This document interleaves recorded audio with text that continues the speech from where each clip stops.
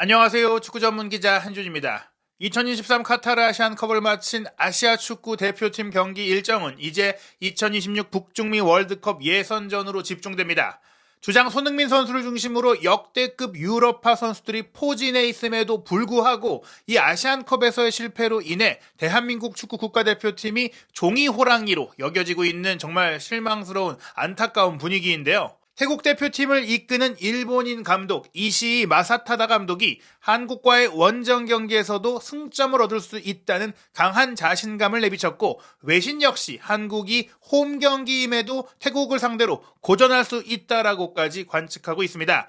태국 대표팀 감독인 이시이 감독이 황선홍 임시감독 체제가 전임 클린스만 감독 때와 크게 다를 바 없다라는 발언까지 했는데요. 대체 어떤 이야기를 한 것이고 또 어떤 점에서 이런 얘기가 나온 것인지, 또한 태국 대표팀의 최신 전력과 한국 대표팀의 태국전 라인업 그리고 외신의 전망은 어떤지도 총정리해드리겠습니다. 대한민국과 태국의 경기가 3월 21일 목요일 저녁 8시 서울 월드컵 경기장에서 열립니다. 2026 피파 월드컵 아시아 2차 예선의 3차전 경기인데요.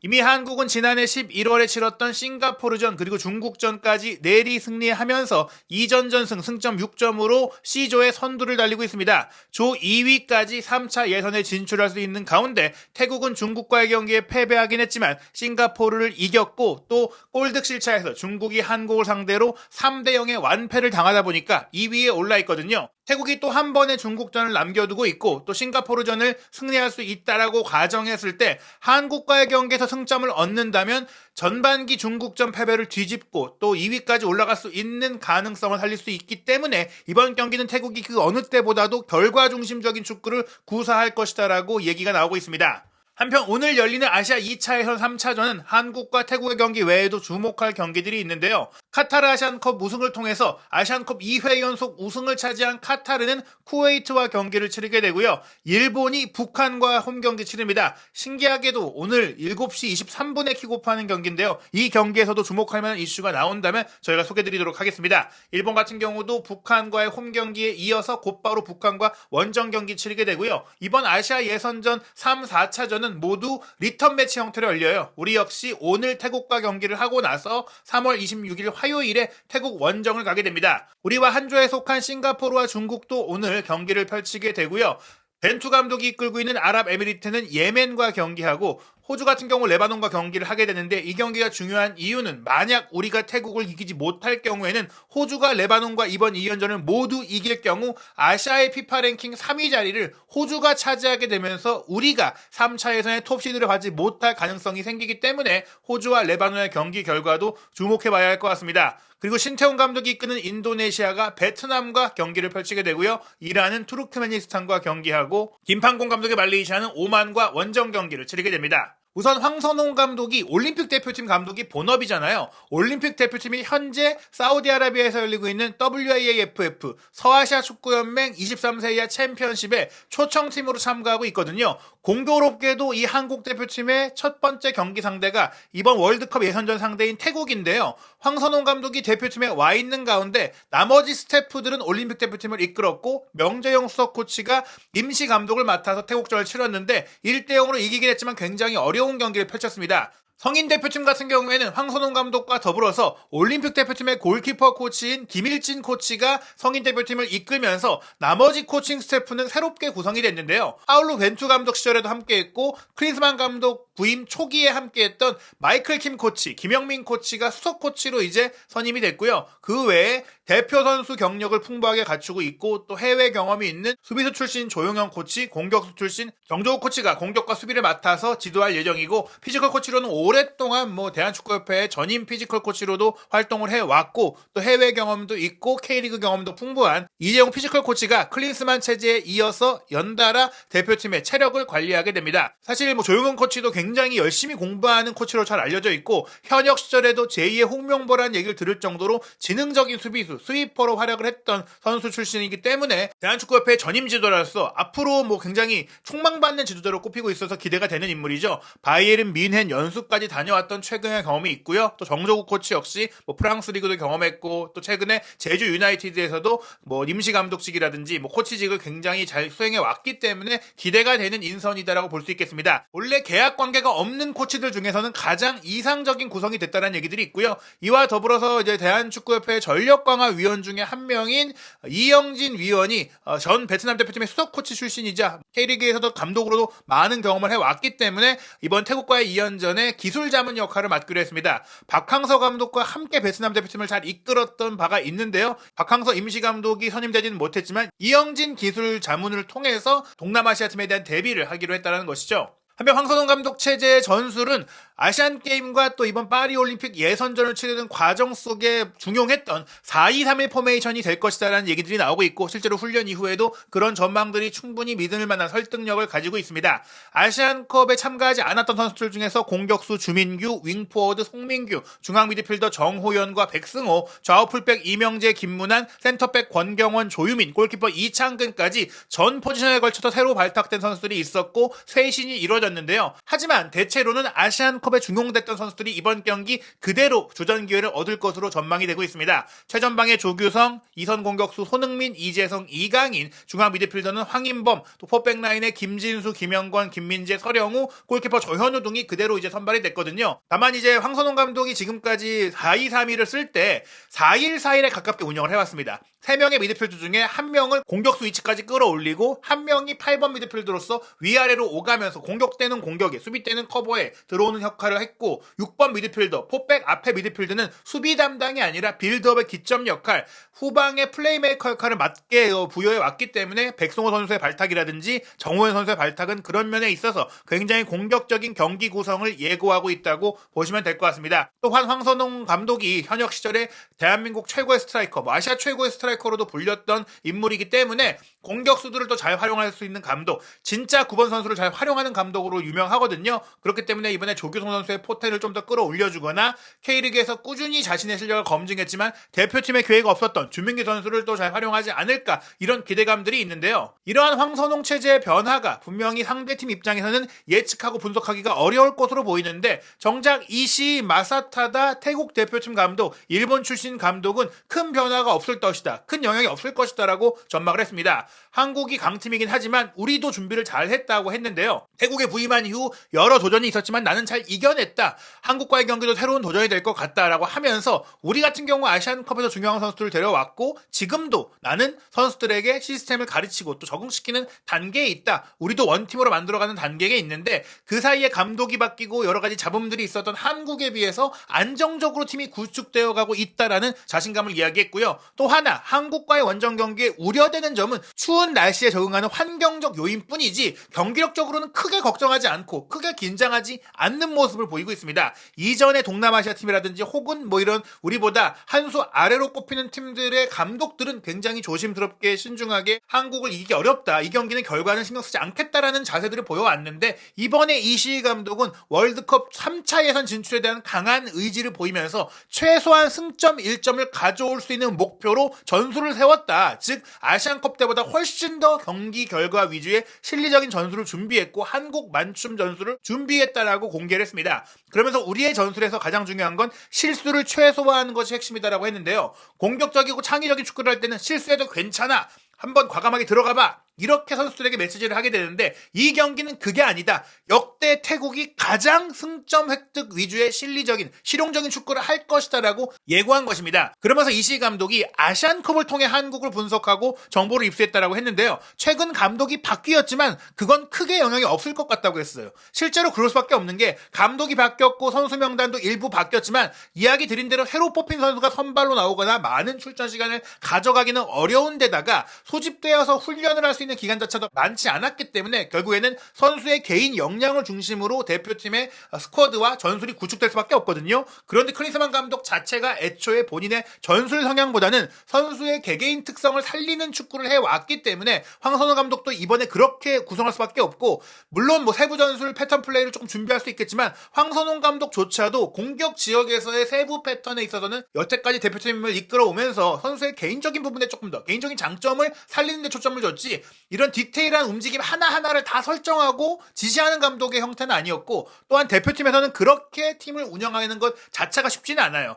소집 기간이 많거나 각 나라의 각 리그 최고 팀들의 선수를 많이 소집해서 그 선수들이 이미 알고 있는 패턴을 또 활용하는 그런 부분들이 아니라면 쉽지 않은데, 이시희 감독 같은 경우에는 태국에서 이미 부리람 유나이티드를 정상으로 이끌면서 현재 태국 대표팀의 줄 이루는 많은 선수들을 잘 알고 있고 이미 전술훈련도 많이 시켜봤고, 그런 부분들에 있어서 한국보다 전술적으로 조직적으로 더 좋은 팀적인 플레이를 끌어낼 수가 있기 때문에 이런 자신감을 표할 수 있다라고 생각이 됩니다. 또한 상대의 분석 역시 우리보다는 상대가 더욱더 철저했을 수밖에 없고, 우리는 냉정히 말했을 때 태국의 하나하나를 분석하고 태국의 대응형 축구를 하기보다는 우리 선수들이 잘할 수 있는 축구를 준비할 수밖에 없거든요. 이런 측면에 있어서는 결국에는 우리가 이른 시간에 선제골을 얻지 못할 경우에는 정말 태국이 원하는 대로 경기를 끌려다닐 수 있는 조금 어려운 경기를 펼칠 가능성이 있는데요. 한국과의 경기를 앞두고 선수 대표로 태국에서 기자회견에 나선 선수는 수파차이 차이데드 공격수인데요. 수비 라인에 혼혈 선수도 있고 굉장히 신체 조건이 좋은 선수들이 가세에 있기도 한데, 이 수파차이 선수는 공격 라인에 있음에도 높이를 갖고 있는 선수입니다. 손흥민, 이강인 등 월드 클래스 선수들이 한국에 있다는 걸 알고 있고 기대가 된다고 하면서 굉장히 어려운 경기가 되겠지만 큰 걱정이 없다고 얘기했어요. 굉장히 표정에서도 나오듯이 말로만 자신 있다고 한 게 아니라 정말 태국 선수들이 큰 자신감을 갖고 한국에 왔다. 역대 그 어느 때보다 한국이라는 강팀에 대한, 한국이라는 아시아의 강호에 대한 두려움이 없는 모습을 태국 선수들이 보였고, 경기 전 훈련에서도 굉장히 밝은 모습을 보였거든요. 한국과의 경기에 승점 1점을 딸 것이라고 생각한다고까지 말했고, 압박감도 느끼지 않는다. 게다가 가장 좋은 시나리오는 승점 3점, 승리를 얻어내는 것이라고 하면서 무승부가 목표이긴 하지만 나아가 승리까지도 생각하고 경기하겠다. 이런 얘기를 했습니다. 김민재를 상대해야 되는 상황이 또 어떻게 되냐고 질문하긴 했는데, 김민재뿐 아니라 한국의 다른 선수들의 역량이 좋기 때문에 이런 좋은 팀과 경기해보는 게 기대된다고 얘기를 했는데요. 실제로 태국 같은 경우에는 아시안컵에서도 사우디와 비겼고, 키르기스탄을 이겼고, 우즈베키스탄과의 16강에서도 아슬아슬하게 패배했기 때문에 더 이상 동남아시아 축구가 아시아의 변방이 아니다. 이제는 월드컵 본선을 노릴 만한 시점이 됐다라는 얘기들이 나오는데, 그 중심에 동남아시아 최강팀인 태국이 있다고 할 수 있고, 태국 선수들이 지금 보이고 있는 자신감의 배경에는 또한 이시희 감독과의 시간들이 있습니다. 우리는 팀으로 잘 준비했고 감독과 코치진에 대한 신뢰가 있다고 했는데요. 한국 대표팀이 아시안컵에서 우승을 놓친 과정에 가장 아쉬웠던 것이 감독과 코치에 대한 신뢰와 시스템이 없었던 전술적인 측면이었는데, 태국은 그런 점에 있어서 이전 감독인 펠킨 감독도 그렇고 새로 이제 부임한 일본 출신의 이시희 감독도 그렇고 선수들을 전술적으로 굉장히 크게 성장시켰다는 평가를 받고 있기 때문에 그 어느 때보다 태국과의 경기가 좀 걱정되는 게 이번이라고 할 수 있겠습니다.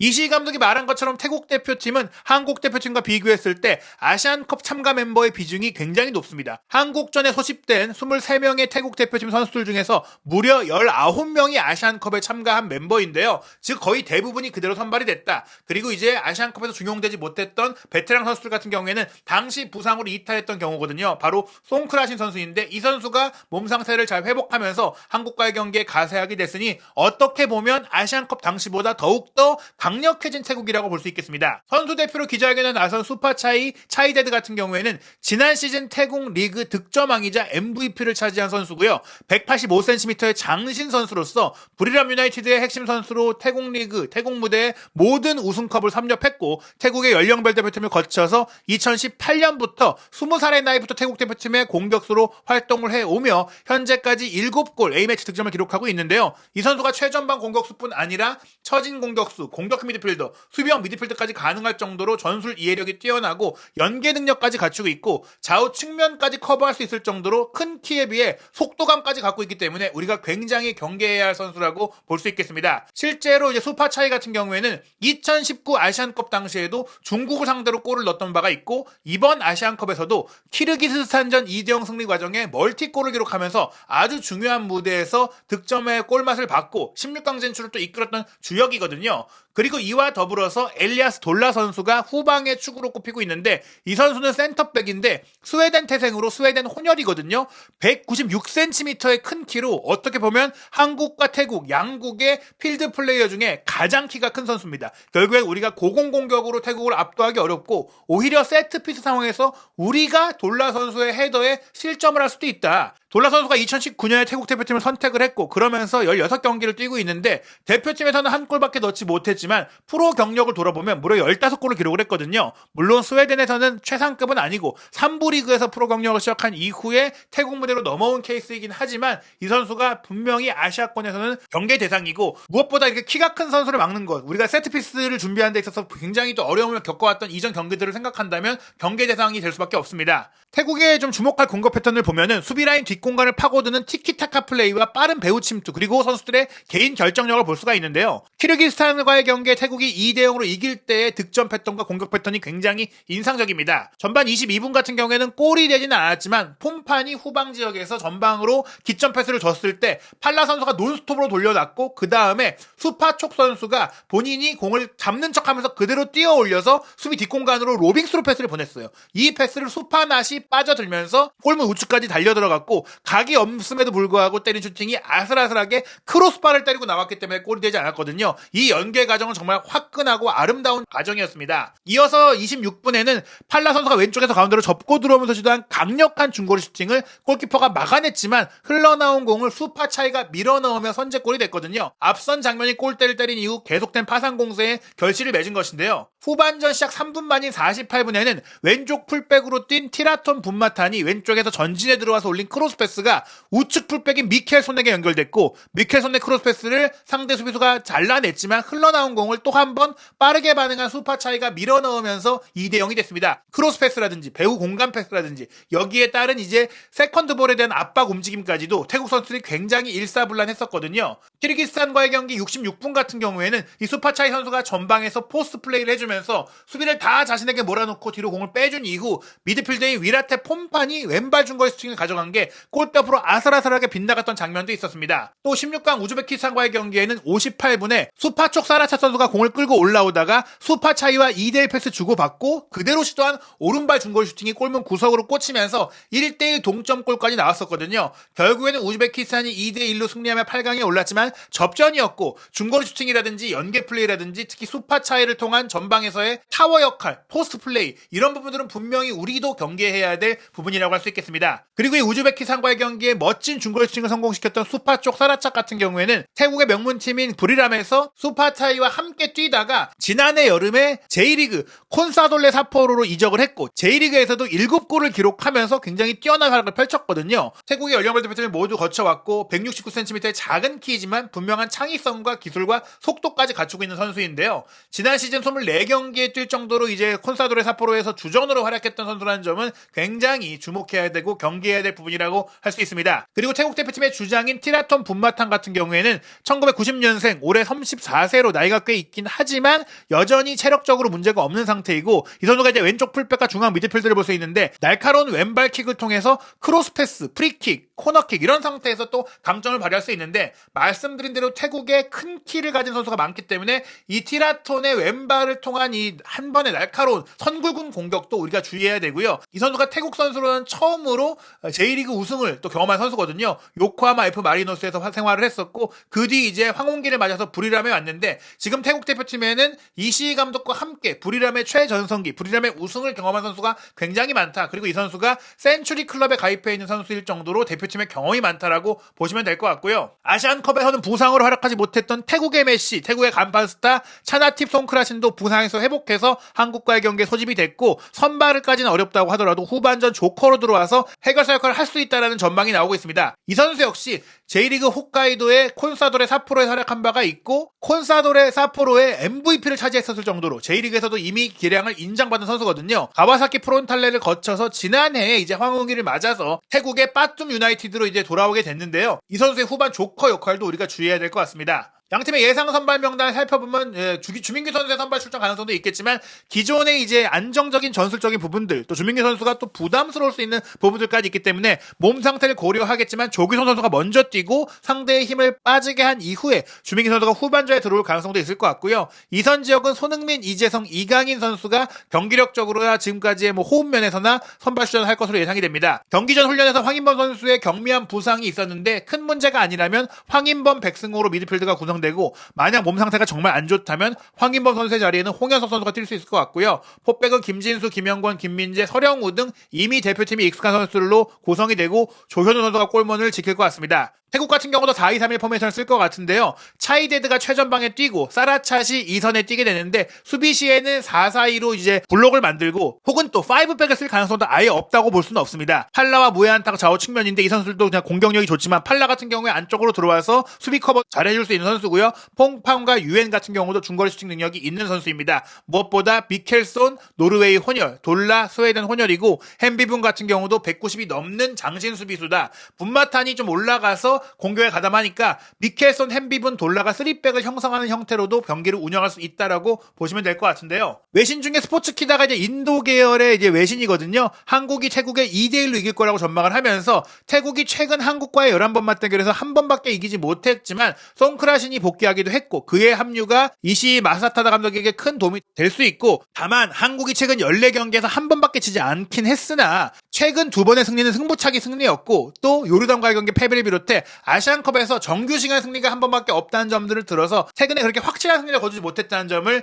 이유로 꼽으면서 한 골 차의 접전이 될 것이다. 이렇게 전망을 한 것인데요. 과연 예상대로 한국이 그래도 간신히 승리를 거둘 수 있을지 아니면 태국이 원하는 이변의 결과가 나올지 지켜봐야 될 것 같습니다. 한국이 그래도 워낙에 객관적 전력에서 앞섰기 때문에 세계적인 스포츠 베팅 업체들은 한국과 태국의 경기 배당률에서 한국의 승리를 1.11배로 설정했거든요. 한국의 압승을 전망한 것이고요. 무승부가 8.41배, 태국 승리가 21.50배일 정도로 거의 일어나기 어려운 일이라고 전망하고 있습니다. 일본과 북한의 경기에 일본 승 배당률이 1.04배로 이번 아시아 2차에서 3차전 경기 중에 가장 낮은 배당률인데 그 다음이 한국입니다. 호주 대 레바논이 1.12배로 거의 근사한데요. 과연 이 압도적인 배당률대로 한국이 가볍게 승리할지 아니면 정말 태국 감독의 자신감이 결과로 나올 수 있을지 한국과 태국의 경기 결과와 분석 그리고 해외 반응까지 한준TV에서 확인하시기 바랍니다.